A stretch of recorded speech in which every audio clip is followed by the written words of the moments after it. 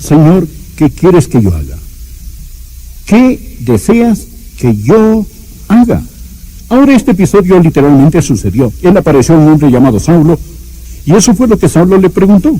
Mire por favor en el versículo 1. Saulo, respirando aún amenazas y muerte contra los discípulos del Señor, se presentó al sumo sacerdote y le pidió cartas para las sinagogas de Damasco, a fin de que si hallaba algunos hombres o mujeres de este camino, los trajese presos a Jerusalén. En simple español esto significa que él tenía autorización para apresar a los cristianos, encadenarlos y traerlos de regreso a Jerusalén para ser juzgados. Mas yendo por el camino, aconteció que al llegar cerca de Damasco, repentinamente le rodeó un resplandor de luz del cielo, y cayendo en tierra, oyó una voz que le decía: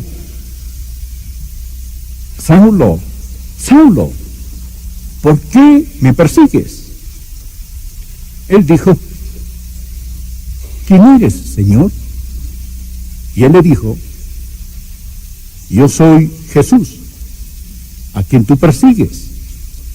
Dura cosa te es dar coces contra el aguijón. Él, temblando y temeroso, dijo: aquí está la pregunta. Señor, ¿qué quieres que yo haga? Y el Señor le dijo: levántate y entra en la ciudad, y se te dirá lo que debes hacer. Las dos preguntas más importantes que jamás cualquiera podría hacer. Pregunta número 1: ¿quién eres, Señor? Pregunta número 2: ¿qué quieres que yo haga? Estas son las dos preguntas más importantes. Y el apóstol Pablo pasó el resto de su vida buscando la respuesta a estas dos importantísimas preguntas. Solo ¿quién es Jesús? ¿Y qué quiere Jesús que usted haga? Y estas son las dos preguntas que quiero que usted se pregunte hoy. Porque al hombre de hoy sería descrito como una generación de hombres sin dirección en una edad de proyectiles dirigidos. Somos criaturas inteligentes que hemos perdido nuestro camino en la oscuridad. Ahora, yo tengo 3 proposiciones de este pasaje para usted hoy. La vida de Saulo, quien llegó a ser el apóstol Pablo. Hay 3 cosas que oro que el Espíritu Santo de Dios las selle en su corazón. Número 1, ¿y qué bendición es esta? Número 1, su guía es una promesa. Dios nos ha prometido guiar. Mire por favor la última parte del versículo 6. Y el Señor le dijo: levántate y entra en la ciudad, y se te dirá lo que debes hacer. No creo que Jesús haya podido darle una mejor promesa que esta que le hace aquí. Se te dirá. Usted dice: eso fue lo que el Señor le dijo a Saulo. Él no me dijo esto a mí. Bien, déjeme darle algunos versículos más. Anote estos. Efesios capítulo 2, versículo 10. La Biblia dice: porque somos hechura suya, creados en Cristo Jesús para buenas obras, las cuales Dios preparó de antemano para que anduviésemos en ellas. Creados en Cristo Jesús para buenas obras, las cuales Dios preparó de antemano para que anduviésemos en ellas. ¿Qué significa esto en simple español? Que Dios tiene un plan para su vida. Escuche este. Isaías capítulo 58, versículo 11. Jehová te guiará continuamente. Escuche este otro. Proverbios capítulo 3, versículo 6. Reconócelo en todos tus caminos y él enderezará tus veredas. Amigo, la guía es una promesa en la palabra de Dios. Cuán bendecidos somos los que conocemos al Señor. Tenemos un Padre arriba controlando todas las cosas. Tenemos al Salvador al lado guiando nuestros pasos.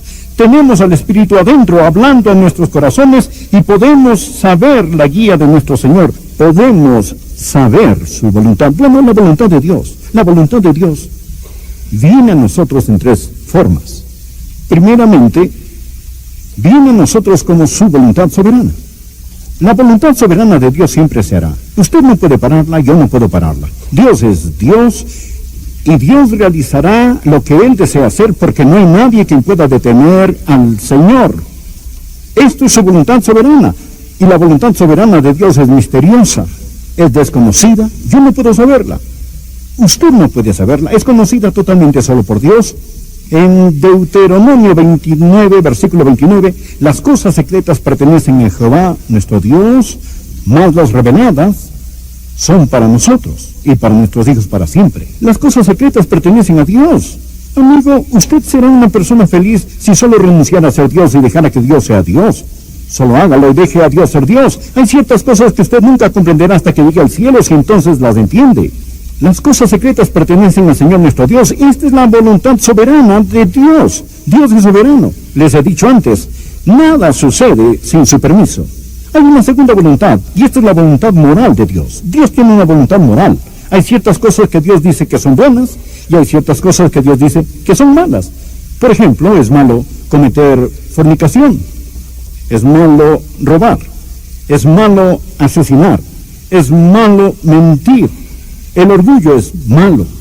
Todas estas cosas son malas. Hay ciertas cosas que son buenas. El amor es bueno, la justicia es buena, la honestidad es buena, la bondad es buena, la consideración. Esto es de Dios. Esto es la voluntad moral de Dios. Esto no va a cambiar para mí, esta no va a cambiar para usted. Hay una ley permanente de lo bueno y lo malo porque Dios lo ha dicho. Bueno, esta es su voluntad moral y esta se encuentra en la palabra de Dios. Sin titubeos, sin tartamudear, sin disculpas, sin indecisión, sin dudas ni peros. Eso es. Dios dice, esto es bueno y esto es malo. Esto es la voluntad de Dios. Él no va a cambiarla para usted, Él no va a cambiarla para mí. Pero hay un tercer tipo de voluntad, y esta es de la que estamos hablando ahora, y es la voluntad individual de Dios. ¿Qué es la voluntad especial de Dios para usted? Dios tenía un plan individual para Saulo. Por ejemplo, mire por favor el versículo 15. El Señor le dijo, ve porque instrumento escogido me es este, para llevar mi nombre en presencia de los gentiles y de reyes y de los hijos de Israel, porque yo le mostraré cuánto es menester que padezca por mi nombre. Es que Dios tenía un plan muy especial para este hombre. Dios dijo, mi plan para este hombre es que él va a llegar a ser un apóstol a los gentiles. Él es un hombre muy especial. Él es un instrumento escogido. Esto es muy importante para mí, que Dios lo eligió individualmente para ser un instrumento escogido. Y Dios tiene un plan especial para cada uno de nosotros. Dios tiene un plan especial para cada uno de nosotros. Segundo, la guía es provisional. Ahora hay ciertas medidas que entran en acción antes de que usted pueda saber la guía de Dios. Por ejemplo, la número 1, debe haber disposición. Mire de nuevo el versículo 6.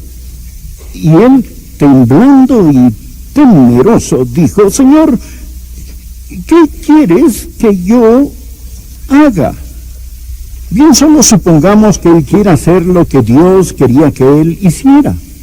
Muchas personas no quieren realmente la voluntad de Dios. Quieren hacer su voluntad y que Dios les dé el visto bueno.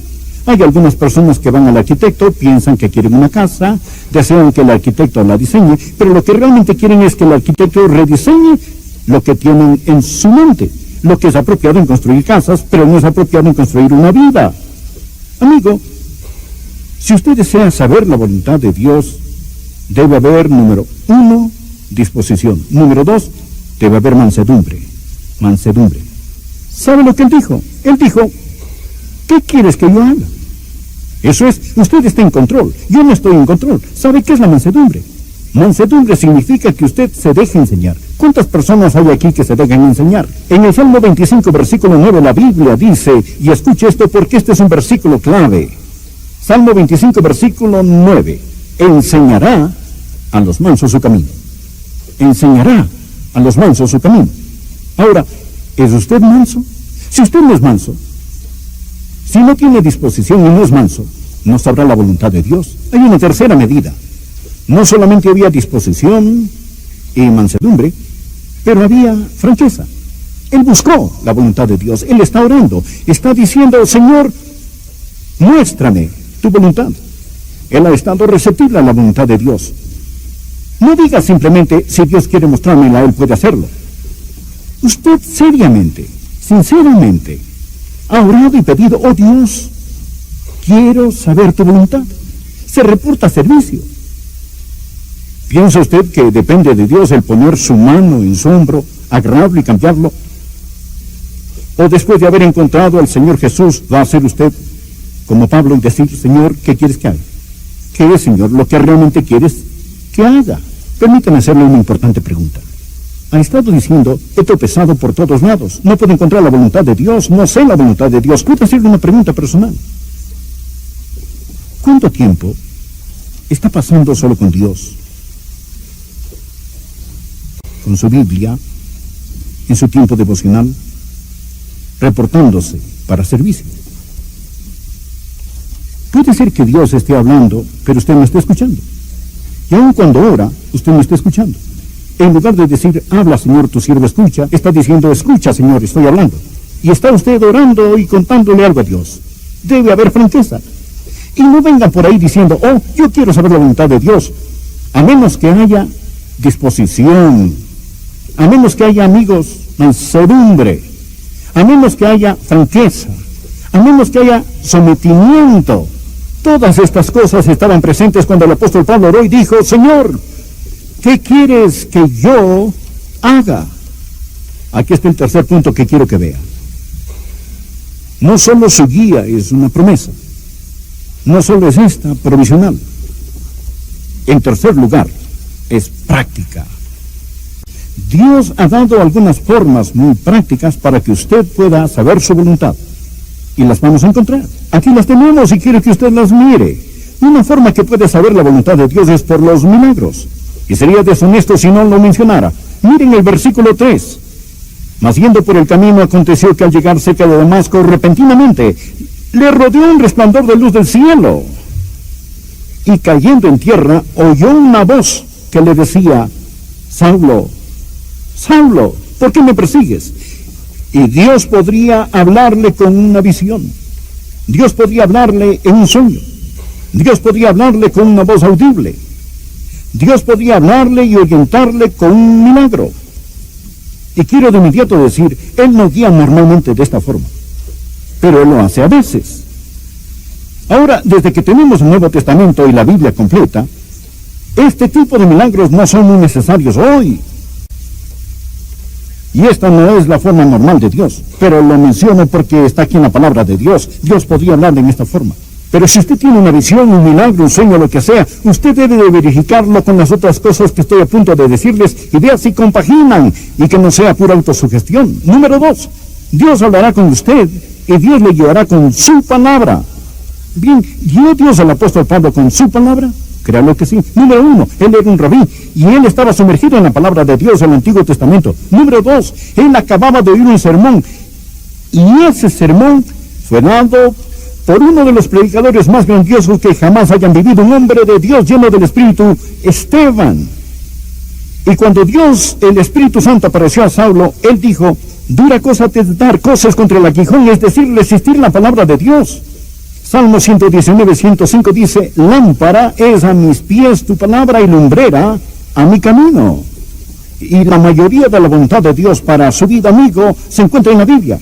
Ahora, por ejemplo, si yo digo que no es la voluntad de Dios que se case con un incrédulo, si está saliendo con una persona y esa persona no es salva, entonces, ¿por qué salir con alguien con quien no podrá casarse si usted se enamora? Usted sabe la voluntad de Dios muchas veces al leer la Biblia. Y usted dice, Dios me está guiando a que me divorcie de mi esposa para casarme con otra. Esto es mentira.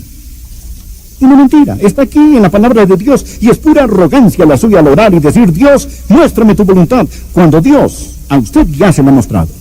Quiero mencionar una tercera forma en la que Dios le guiará. No solo por medio de su palabra, Dios le guiará por medio de sus siervos, por medio de su gente. Mire por favor el versículo 10. Había entonces en Damasco un discípulo llamado Ananías, a quien el Señor dijo en visión, Ananías, y él respondió, heme aquí, Señor. Y el Señor le dijo, levántate y ve a la calle que se llama Derecha, y busque en casa de Judas a uno llamado Saulo de Tarso, porque mira, está orando, y ha visto en visión a un varón llamado Ananías que entra y le pone las manos encima para que recobre la vista. Entonces Ananías respondió, Señor, he oído mucho acerca de este hombre, cuantos males ha hecho a tus santos en Jerusalén. Cada palabra que Ananías estaba diciendo en este momento salía de su corazón porque lo tenía en su garganta. Dios dijo, tú vas a ir ahí y hablarás con este hombre. ¿Quién va conmigo? Tú irás solo, Ananías. Y él tenía autorización del sumo sacerdote para apresar a todo aquel que orara en su nombre. Pero el Señor dijo, ve, porque instrumento escogido me es este. Aquí está el punto. Cuando Dios estaba hablando con Saulo, Dios estaba diciendo, le mostraré a Saulo. Saulo, voy a mostrarte mi voluntad. Y Dios también tomó un hombre llamado Ananías y usó a Ananías para confirmar su voluntad. Ahora, Dios lo hará. La Biblia dice, y en la multitud de consejeros está la victoria. Proverbios 24:6 dice, porque con ingenio harás la guerra, y en la multitud de consejeros está la victoria. Bien, ¿qué significa esto? Significa que cuando Dios esté hablándole de algo, Dios se lo confirmará muchas veces con algunas otras personas, para que en boca de 2 o 3 testigos conste toda. Y no sea usted tan orgulloso y no sea tan arrogante que usted tenga miedo del consejo de otras personas. Ahora tenemos al pueblo de Dios. Les diré otra forma en la que Dios confirmará su voluntad, y es el Espíritu de Dios. Mire el versículo 17. Fue entonces Ananías y entró en la casa, y poniendo sobre él las manos dijo, hermano Saulo, el Señor Jesús, que se te apareció en el camino por donde venías, me ha enviado para que recorres la vista y seas lleno del Espíritu Santo. El Espíritu de Dios, desde ese momento en adelante, guió a este hombre. Fue el mismo hombre quien escribió en Romanos capítulo 8, versículo 14, porque todos los que son guiados por el Espíritu de Dios, estos son hijos de Dios. Y el mismo hombre escribió en Gálatas 5, 18, pero si sois guiados por el Espíritu, no estáis bajo la ley. El Espíritu de Dios le guiará. Usted oirá su voz. Jesús dijo, mis ovejas oyen mi voz. Y déjeme contarle cómo guía el Espíritu Santo. Si alguno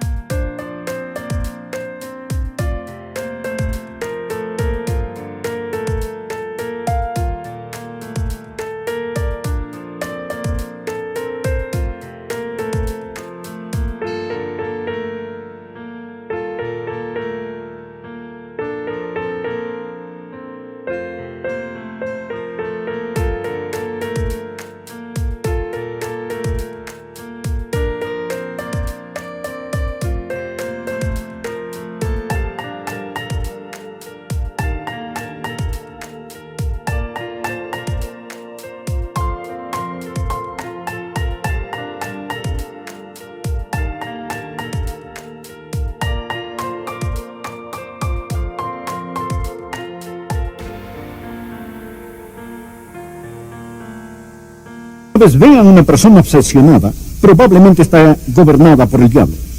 Dios no grita y Dios no empuja. Dios susurra y Dios guía. Él guía a sus ovejas. Él no las está guiando al matadero, Él las guía a los pastos.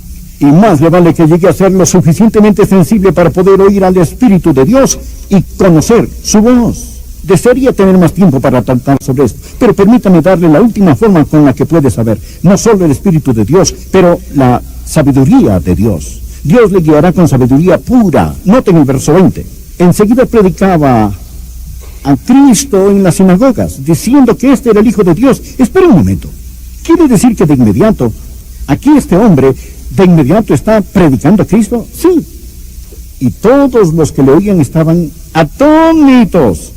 Y decían, ¿no es este el que asolaba en Jerusalén a los que invocaban este nombre? Y a eso vino acá, para llevarlos presos ante los principales sacerdotes. Mas vea el versículo 22. Pero Saulo mucho más se esforzaba. Ahora no está hablando de poder físico, no está levantando pesas. Y confundía a los judíos que moraban en Damasco, demostrando que Jesús era el Cristo. ¿De dónde consiguió ese poder? ¿De dónde vino este? Dios le dio sabiduría más sobrenatural. Santiago capítulo 1, verso 5. Y si alguno de vosotros tiene falta de sabiduría, pídala a Dios, el cual da a todos abundantemente y sin reproche, y le será dada. Oh, amigo, la voluntad de Dios se encuentra entre sus orejas. Aquí mismo. Oh, usted dice, no, eso es mundano. Usted no debería usar su mente. Bien, ¿por qué dice usted que no debería usar su mente cuando el apóstol Pablo dice en el libro de Filipenses, tenemos la mente de Cristo? La Biblia dice, presentéis vuestros cuerpos como sacrificio vivo, santo, agradable a Dios, que es vuestro culto racional. No os conforméis a este siglo, sino transformaos por medio ¿de qué? De la renovación de vuestra mente. ¿Sabe lo que es la sabiduría? Esta es ver la vida desde el punto de vista de Dios. Amigo, cuando usted ora y recibe el Espíritu de Dios, y cuando alberga la palabra de Dios en usted y recibe la vida sobrenatural de Dios, entonces empezará a tener sabiduría. El conocimiento viene al mirar alrededor, pero la sabiduría viene al mirar arriba, y Dios le guiará.